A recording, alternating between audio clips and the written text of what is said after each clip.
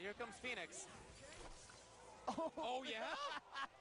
That was awesome. So we have level 3 Frank in the build. He can kill off of this.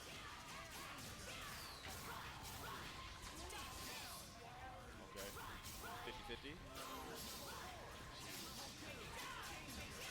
Jesus. Yo, what happened to your vitality? Wow. He goes for the universal overhead, then backs away, dashes up in danger. You gotta get Those were some precise. smooth up airs. Me and Scar were Look, he's already in the lead now. Oh! He got it! No! No! Oh! No! He's doing it again! It's not gonna stop! Oh my God! Hello YouTube. Now you might be wondering exactly why I decided to pause each of these clips on the climax. In the instant before, they became iconic moments that have been etched in the memories of many people in the FGC and the adjacent communities. And the reason isn't simply to blue ball you or to troll you or anything like that, or to subvert your expectations by not giving you a release of the narrative high that everything had been building towards. It's to interrogate exactly what these moments are and what connects them together, and to try and describe the feelings that go into these moments. If there were a single word that I would describe each of these moments as, it would be hype. There's this unrestrained, sort of frantic energy that's motivating all of them, whether it's the crowd, the players, the commentators. Everything in the moment is sort of building up and getting more and more hype and hyper and hyper, and it keeps going and building until it finally releases and the moment is closed. Now there is a particular adoration of the comeback, or the ultimate underdog story, of rising up despite oppressive odds and what seems like assured defeat, and grasping victory despite that. But within these clips, of the 6 of them, I want to consider all of them to be comebacks in a certain way. 2 of the clips, both of the Marvel vs. Capcom 3 clips, are actually denials of a potential comeback. So what is it that actually links them together beyond this? Next, I'm going to pivot the discussion to another topic that is an important element to the building atmosphere, to the hype. One of the many things that brings the audience to their feet. And that element's going to be execution. Execution are the mechanical stipulations and the inputs required to actually maneuver your character and perform techniques in the field of battle during active play. Execution requirements are often misunderstood as a gatekeeping measure by newer members of the FGC and adjacent communities. They believe that these execution requirements are actually arbitrary barriers that are keeping them from interacting with the game and their opponents on their own terms. Execution requirements are actually one of the more immersive ways to balance a character's moveset. More difficult to perform techniques should theoretically be more powerful, and these techniques being more difficult to perform means that a more well-practiced player is more often than not going to be using them, therefore balancing the situation. Some techniques and inputs for them are also mutually exclusive, which can be another way to actually personalize the character and add characterization in gameplay rather than in narrative. Looking at the 6 clips I have assembled, I'd say only about half of them are examples of particularly high level of execution, or at least beyond the pale of what you can expect from the average competitor. And Evo Moment 37 comes with the caveat that at the time, people simply assumed that flash supers that came out almost instantly, like Chun-Li's Super R2, could not be parried, or at least they couldn't be parried within an active match environment, because you had to be pressing forward before the super freeze actually finished. Evo Moments 37 and 38 take advantage of Street Fighter III's unique gameplay mechanic. It's called parrying, also known as blocking in Japan. I'm not sure why the names are different, and why blocking is such a confusing term in general. Now, in order to parry, you'll time yourself against the opponent's attack and receive it, and nullify any potential chip or raw damage you would take by if you would take the attack any other way, like blocking or getting hit by it wholesale. In Evo Moment 37, as I've mentioned before, there was a particular idea that it was impossible to actually parry flash supers that came out quickly due to their low startup and the fact that the parry window would vary depending on your distance to the opponent. the explosive reaction from the audience is very easy to understand once you know that they just believe that what Daigo was trying to do and ended up performing in the match wasn't possible. Evo Moment 38 is more similar to its brother, Evo Moment 37, than it is different, but bringing the interactions into the air brings about new difficulties. It's actually significantly harder to tech within the air by a number of frames, I think 2 or 3. So the fact that Hayo was able to parry all of Ken's Tatsu, even under a restricted time frame, is very impressive. Not only that, Hugo's large body means that he's more prone to take additional hits from attacks than other characters. Adding to the fact that the momentum was carrying him towards Ken when he jumped forward, and it's honestly remarkable that he was able to avoid getting hit by the air Tatsu. So when speaking about Bizarro Flame's tech chase against Cobalt, I'll first hit you with the addendum. I do not play Smash Brothers. I'm not much of a Smash player myself, but being able to not only read but also chase after somebody's tech multiple times in succession whenever they're trying to wake up after being knocked down by you is very impressive on its own. Because there's multiple steps to the process there. You have to read the direction they're going and also react properly to their role. And being able to do this all in one sequence, one that goes from low life to almost dead, is very impressive. Even after brushing over every clip and even analyzing a handful of them, I haven't come any closer to answering my initial question: what makes them hype, and what is this shared element that's actually building towards the hype? Now you may be asking me exactly how I'm going to rectify this error. We've come all along this way, and I still haven't answered the critical question that I asked in the first place. Now, this might disappoint you, but we're going to broaden the discussion even further, and we're going to have to go over the art of storytelling and the creation of narratives, especially within a competitive environment.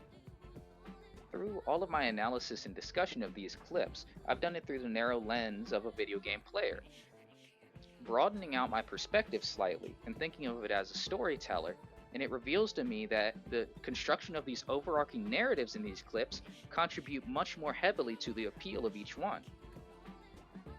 Narratives within competitive gaming can become ubiquitous among the community, and it can lead to a set of assumptions that create a level of expectation within the competitive field.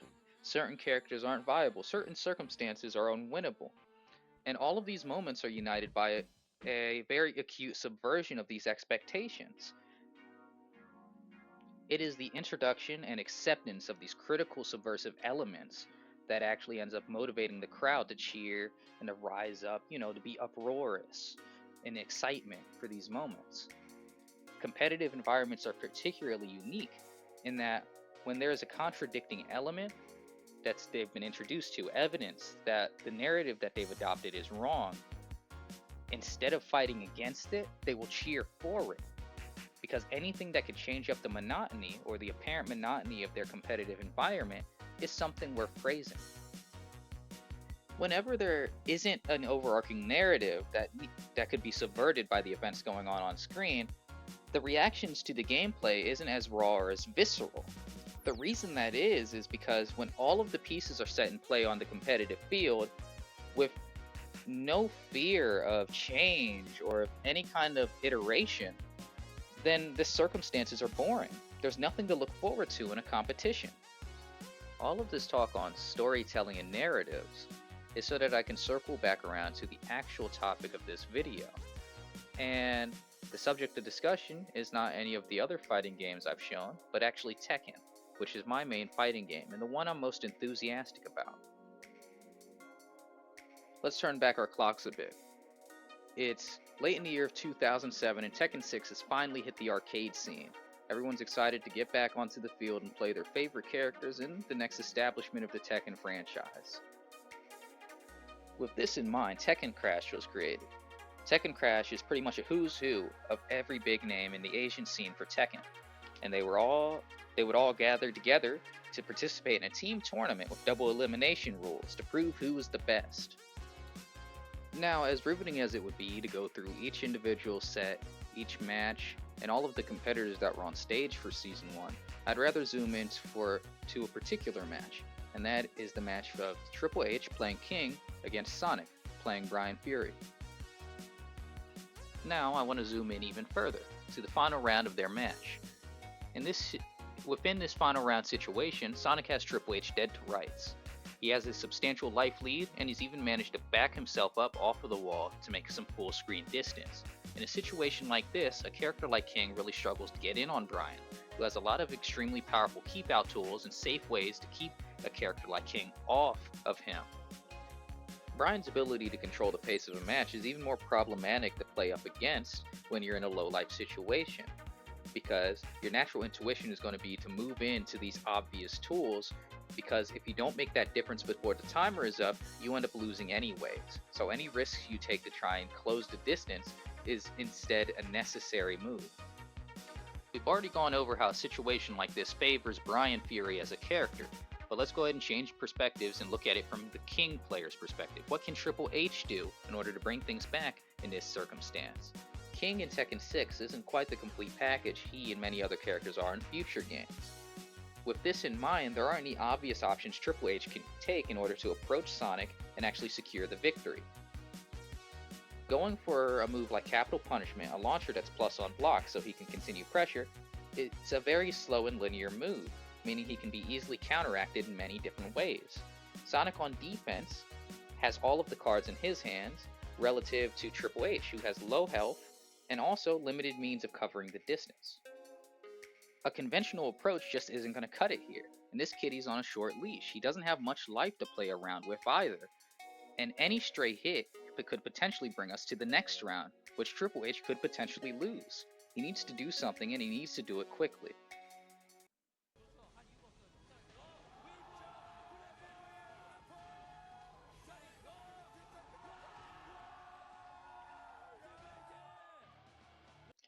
Look at that smile. That's a smile that says, damn, I'm really that good.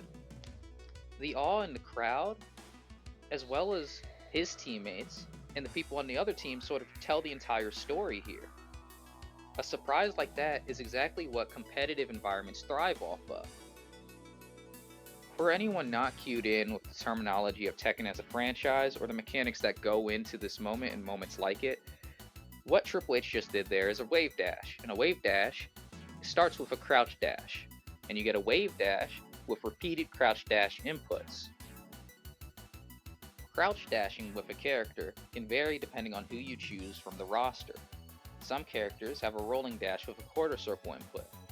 Other characters have crouch dashes that function more like stances, giving them access to new moves, but don't function within Tekken's movement mechanics like the other ones and cannot be cancelled. King's crouch dash is a unique case. Even though it shares an input with the Mishima crouch dash, repeated inputs aren't as simple as just doing the same input time and time again in rapid succession. The input method for this alternate wave dash is pretty simple. You have to skip the neutral between the forward or the dash into your next crouch dash. The excitement in this clip is built upon the same principle of subversion of expectations I was speaking about before. In a normal situation, the King player would have a number of typical options that he would entrust with victory, even though Sonic, the Bryan player, could have seen them coming as their typical options. But Triple H had enough confidence in his abilities and enough practice on the stick that instead he used an unorthodox option that wowed the crowd and surprised everyone, even his opponent. Unfortunately, this moment and moments like it, moments that really allow a player to express themselves in the gameplay, as well as the dedication they have to their character and the craft of the game itself, seem to be lost to time. Unfortunately, as a result of changes to Tekken 8 made recently in the most recent balance patch 1.05, King now has a traditional Mishima wave dash, and this change was made for a variety of reasons beyond simply quality of life or ease of use. But I feel like this change, it sort of ignores the legacy of the character, as well as making him more and more like the other characters around him, which Tekken 8 has already taken strides in doing with the rest of the cast. An important element of skill expression on a character has been sanded down and removed in an effort to make them more like other characters, and to overall reduce the skill ceiling to make all of these characters more appealing. It's one of my more broad criticisms of Tekken 8 as a game. Characters with defined weaknesses have slowly had them watered down, diluted, and even removed, all for the sake of giving this universal archetype that Tekken 8 seems to hold in high regard. Tekken 8 has been billed as a grand departure from the previous entries in the franchise. Now this is true for one reason or another, and anyone can make arguments as to whether this is a good or a bad thing. But this change in particular rubs me the wrong way, in the way that it sort of undermines the history of King as a character, and the history of King within the competitive environment.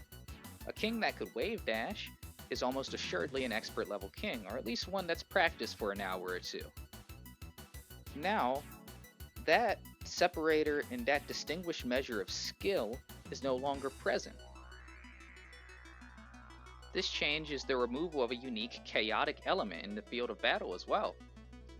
Because a moment like that can't be replicated if King wave dashing is not only a common feat, but something you see within everyday matches. The reason Sonic was caught off guard so thoroughly, and why he fell into a counter hit of a slower button, is because he froze up. He wasn't sure what to do because he was in an unfamiliar territory.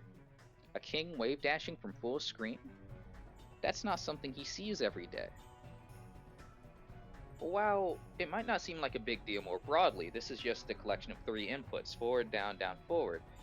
And someone who either doesn't care about the history of these Tekken characters or who is uninvested in the mechanics behind the maneuvers on screen would say as much.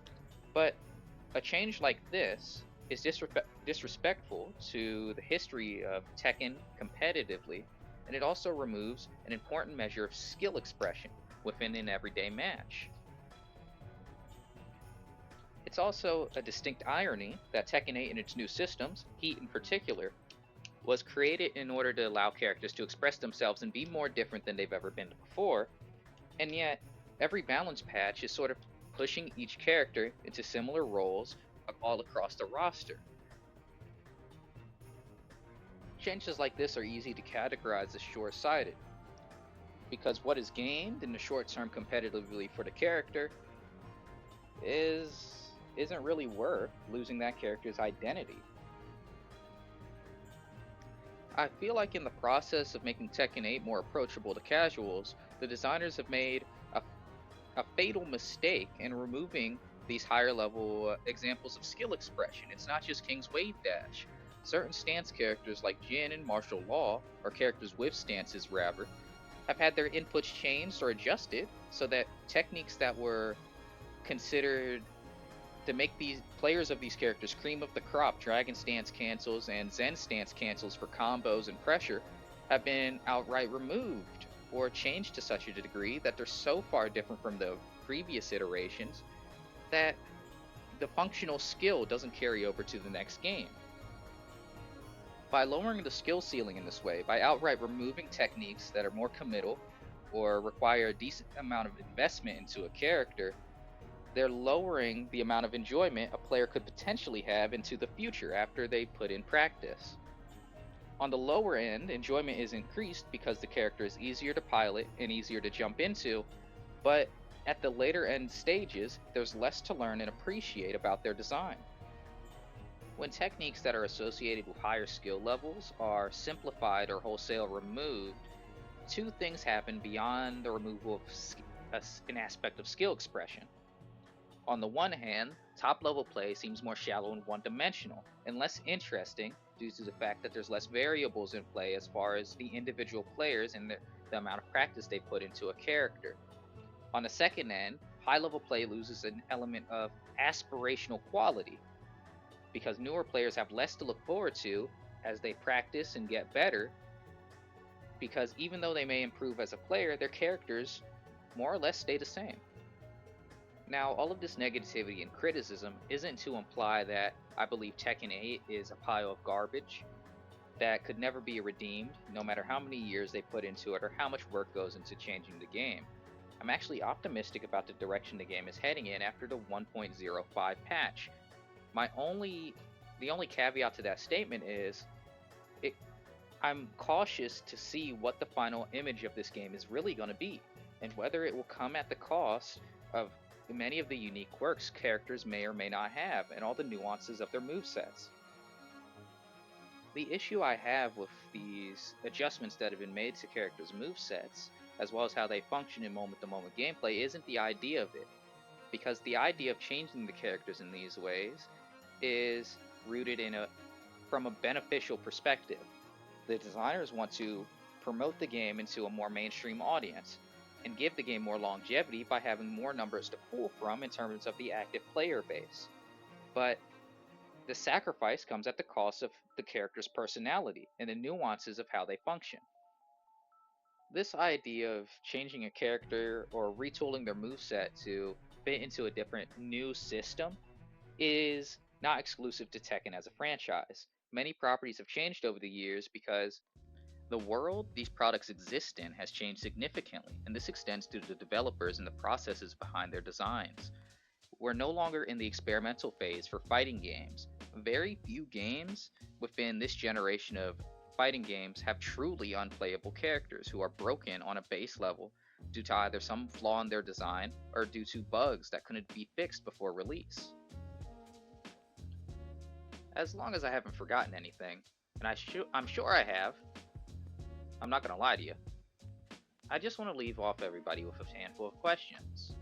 Thinking about the 6 moments that I showed you earlier, well, the incomplete versions of them, would any of your feelings for these moments be as strong, and would any of the passion exhibited by the people in these clips be anywhere near as high if both sides of the equation were more similar? If Frank West had a level 5 revive, would it have mattered so much that he took out Phoenix in that instance? What about if Hagar had a little dark Hagar going on in him? I swear being the mayor can make a man want to go unhinged from time to time. Give him a revive as well. What if Ganondorf was as fast as Fox? What if everybody knew for a fact that Flash Supers could be parried? What if instead of Hugo on screen, we had yet another Chun-Li or another Yun in Hayo's shoes? Would these moments have captivated the audience and thousands of people around the world if they were any less asymmetrical? In essence, the conclusion I want to have, and the thought I want to impart upon anyone who may be listening, is that we shouldn't take the nuances within the characters in our games for granted, and we should try and have a deeper understanding of all of the moments that we enjoy so much and that we have allowed to influence our community and that are the backbone for the FGC's growth. The FGC and adjacent community. The FGC's growth over all of these years. Because without these moments, there's nothing left for us to really celebrate.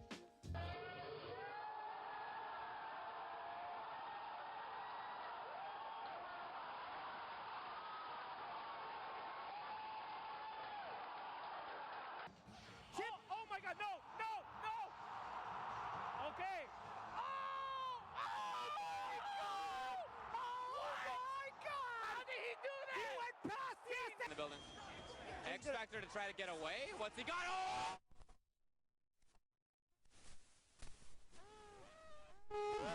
Roll canceled! A roll cancel!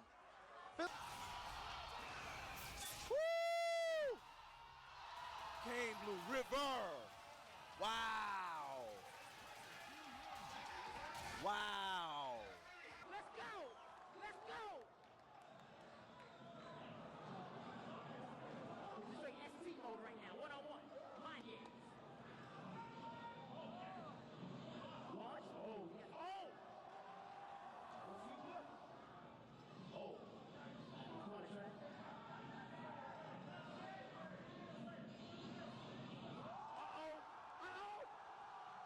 Justin Wong!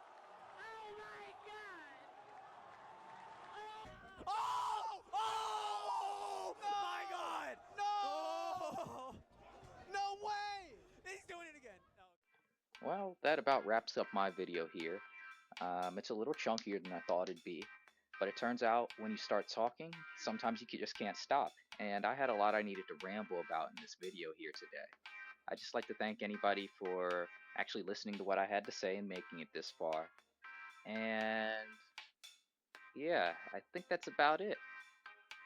The only thing I'll leave you on is we have to try and appreciate the magic of these older fighting games and these moments we cherish so much, because even though game developers have good intentions, they're attempting to scientifically make, or they're trying to come up with a mathematical solution to the challenges of designing a well-balanced fighting game. And some of that magic is going to be lost in translation, especially in this market of hot fixes and rapid patches and all of these balance patches that keep coming out for our games. So yeah, I think that's it. I'm gonna close out the video. Yeah, I got all of my links and stuff in the description. If you ever want to watch any of those moments, they're all on YouTube just about. And yeah, good night.